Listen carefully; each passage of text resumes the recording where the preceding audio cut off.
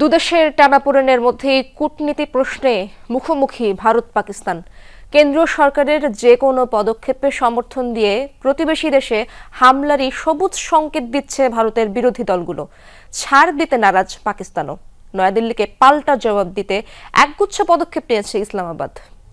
প্রাণ সসের মাখামাখি টেস্ট নুডলসকে করে তোলে আরো ইয়ামি আরো জোস। প্রাণ সসের কাশ্মীরের পেহেলগামে সন্ত্রাসী হামলার জেরে চিরবৈরী ভারত পাকিস্তানের উত্তেজনার পারদ তুঙ্গে। প্রতিবেশী দুদেশে রীতিমতো যুদ্ধাবস্থা। সংকট সমাধানের লক্ষণ তো নেই, উল্টো পাল্টাপাল্টি পদক্ষেপে পরিস্থিতি ঘোলাটে। বিন্দুমাত্র ছাড় দিতে রাজি না কোনো পক্ষ। পরস্পরের বিরুদ্ধে দুদেশই নিয়েছে সমসংখ্যক কূটনৈতিক পদক্ষেপ। পানি বণ্টন চুক্তি স্থগিত করায় একে যুদ্ধ ঘোষণা হিসেবে দেখছে পাকিস্তান। অতীতে শর্তভঙ্গের অভিযোগ উঠলেও এবারই প্রথম সিমলা চুক্তি স্থগিত করতে যাচ্ছে ইসলামাবাদ। এই চুক্তির শর্ত অনুযায়ী মতপার্থক্য থাকলেও নিয়ন্ত্রণ রেখা বা এলওসি অতিক্রম করবে না দুদেশের সেনারা।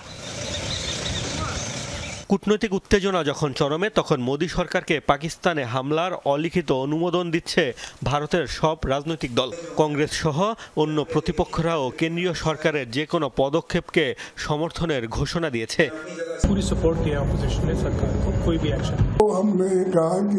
তিন স্তরের নিরাপত্তা থাকা সত্ত্বেও কিভাবে এই ত্রুটি ঘটল? সরকার সন্ত্রাসী হামলার প্রতিক্রিয়ায় তাৎক্ষণিকভাবে পদক্ষেপ নেয়নি, তবে আমরা জাতির স্বার্থে সরকারের সিদ্ধান্তকে সমর্থন করব। প্রধানমন্ত্রী মোদীর গৃহীত সিদ্ধান্তই চূড়ান্ত। সবাইকে বার্তা দিতে চাই, জাতি হিসেবে আমরা ঐক্যবদ্ধ।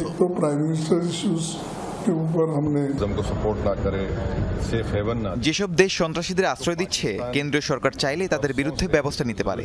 আত্মরক্ষার স্বার্থে পাকিস্তানের বিরুদ্ধে বিমান ও নৌ অবরোধ আন্তর্জাতিক আইন অনুযায়ী এখন বৈধ।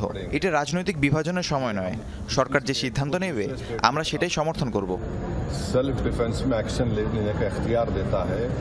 পরস্পরের বিরুদ্ধে দুদেশের অনমনীয় মনোভাবের কারণে এশিয়ায় নতুন যুদ্ধের শঙ্কা জোরালো হচ্ছে। অতীতেও একাধিকবার যুদ্ধে জড়িয়েছে পাকিস্তান ও ভারত। মোস্তফা মাহমুদ, যমুনা নিউজ।